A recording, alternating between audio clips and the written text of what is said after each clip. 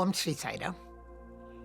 എല്ലാമായ ഭഗവാന്റെ തൃപ്പാദങ്ങളിൽ നമസ്കരിച്ചുകൊണ്ട് എൻ്റെ എല്ലാ സഹോദരീ സഹോദരന്മാർക്കും ഭഗവാന്റെ പൂർണ്ണമായ അനുഗ്രഹം ഉണ്ടാവട്ടെ എന്ന് പ്രാർത്ഥിക്കുന്നു. നമുക്കെല്ലാവർക്കും ഒരു ആഗ്രഹമുണ്ട്. എത്രയും മനസ്സുകൊണ്ട് ഹൃദയം കൊണ്ട് സ്വാമിയുടെ അടുത്തേക്ക് അടുത്തടുത്ത് അങ്ങനെ എത്താൻ നിയറാവണം, സ്വാമിക്ക് ഡിയറാവണം, സ്വാമിക്ക് പ്രിയപ്പെട്ടവരാകണം, സ്വാമിയുടെ അടുത്താവണം എന്നുള്ള ആഗ്രഹം നമുക്ക് എല്ലാവർക്കും ഉണ്ട്. എങ്ങനെയാണ് ഭഗവാന്റെ അടുത്തേക്ക് എത്താൻ സാധിക്കുക എന്നുള്ള ചിന്തയാണ് നമുക്ക് വേണ്ടത്. ഭഗവാൻ പറഞ്ഞൊരു കഥയുണ്ട്. എങ്ങനെയാണ് സ്വാമിക്ക് പ്രിയപ്പെട്ടവരായിട്ട് മാറുക? സ്വാമി പറഞ്ഞു, ഒരു ദിവസം 3:30-4 മണി സമയത്ത് ഒരു സന്യാസിയുടെ ആശ്രമത്തിൽ ഒരു ചെറുപ്പക്കാരൻ കയറി വരികയാണ്. ആ ചെറുപ്പക്കാരൻ വന്ന് സ്വാമിജിയുടെ അടുത്ത് താഴെ ഇരുന്നിട്ട് പറഞ്ഞു, സ്വാമിജി, എനിക്ക് കുറേ നല്ല കാര്യങ്ങൾ പറഞ്ഞു തരണം. എൻ്റെ മനസ്സിൽ ഒരുപാട് ചീത്ത കാര്യങ്ങളുണ്ട്, അപ്പോൾ കുറേ നല്ല കാര്യങ്ങൾ പറഞ്ഞു തരണം. സ്വാമിജി പറഞ്ഞു, ഒരു കാര്യം ചെയ്യൂ. സന്യാസി പറഞ്ഞു, ഒരു കാര്യം ചെയ്യൂ.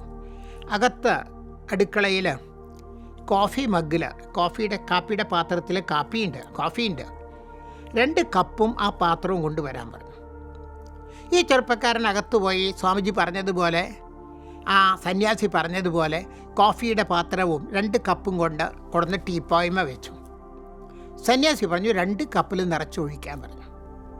2 കപ്പിൽ നിറച്ചൊഴിച്ചു കഴിഞ്ഞപ്പോൾ സന്യാസി പറഞ്ഞു, ഇനി വക്ക് വരെ ഒഴിച്ചു. സന്യാസി പറഞ്ഞു, ഇനി ഒഴിക്കാൻ പറഞ്ഞു.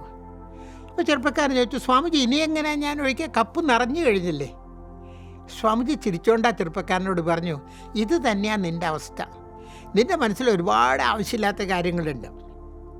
ഈ കപ്പ് നിറഞ്ഞാൽ വേറെ ഒന്നും ഒഴിക്കാൻ പറ്റാത്തതുപോലെ നിൻ്റെ മനസ്സ് നിറയെ നെഗറ്റീവായ കാര്യങ്ങളാണ്, നിൻ്റെ മനസ്സ് നിറയെ ആവശ്യമില്ലാത്ത കാര്യങ്ങളാണ്.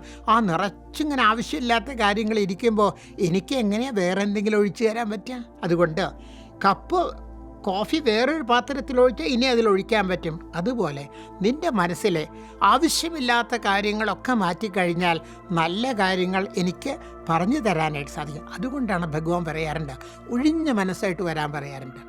ഒഴിഞ്ഞ മനസ്സായിട്ട് വരും, ഞാൻ നിറച്ചു തരാമെന്ന് ഭഗവാൻ പറയാറുണ്ട്. അതുകൊണ്ട് നമ്മുടെ മനസ്സിലുള്ള ആവശ്യമില്ലാത്ത കാര്യങ്ങൾ, നെഗറ്റീവായ കാര്യങ്ങൾ ഒഴിവാക്കുക എന്നുള്ളതാണ് പ്രാധാന്യം. അങ്ങനെ ഒഴിവാക്കി കഴിഞ്ഞാൽ സ്വാമിയുടെ സുന്ദരമായ മധുരം നിറഞ്ഞ നമുക്ക് ആവശ്യമുള്ള സന്ദേശങ്ങൾ നമുക്ക് തരാൻ സാധിക്കും. ഒറ്റ ഉദാഹരണം, നമ്മുടെ ലാപ്ടോപ്പിൽ നമ്മൾ കാലത്ത് ലാപ്ടോപ്പ് ഓൺ ചെയ്ത് കഴിഞ്ഞാൽ ഒരുപാട് ആവശ്യമില്ലാത്ത മെയിലുകൾ കാണും. ജങ്ക് മെയിൽ എന്ന് പറയും. അഡ്വർടൈസ്മെൻ്റ് അത് ഇതൊക്കെ ഉണ്ടാവും.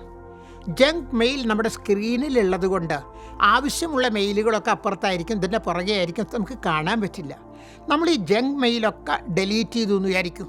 എല്ലാം അതൊന്ന് മാറ്റിക്കഴിഞ്ഞാൽ ആവശ്യമുള്ള മെയിലുകൾ നമ്മുടെ സ്ക്രീനിലേക്ക് ഇങ്ങനെ മുകളിലേക്ക് വരാമെന്ന് കാണാത്ത സ്ക്രീനിൽ കാണാനായിട്ട് സാധിക്കും. അതുപോലെയാണ് നമ്മുടെ ജീവിതത്തിൽ നിന്ന് ആവശ്യമില്ല, സ്വാമി വേണ്ട എന്ന് പറഞ്ഞ കാര്യങ്ങൾ നമ്മുടെ ജീവിതത്തിൽ ഓരോന്നായിട്ട് മാറ്റുമ്പോൾ സ്വാമി വേണമെന്ന് പറഞ്ഞ കാര്യങ്ങൾ മുകളിലേക്ക് ഇങ്ങനെ വരുന്നതായിട്ട് കാണാൻ സാധിക്കും. ആ സന്യാസി ചെറുപ്പക്കാരനോട് പറഞ്ഞു കൊടുത്ത ഉത്തരം, മനസ്സ് ഒന്നുമില്ലാത്ത അവസ്ഥയിലാക്കുമ്പോൾ സ്വാമിക്ക് നമുക്ക് നിറച്ചു തരാൻ പറ്റും. സ്ലേറ്റിൽ ഒരുപാട് കുത്തി കോറിയിട്ടുണ്ടെങ്കിൽ നമുക്കൊന്നും എഴുതാൻ പറ്റില്ല.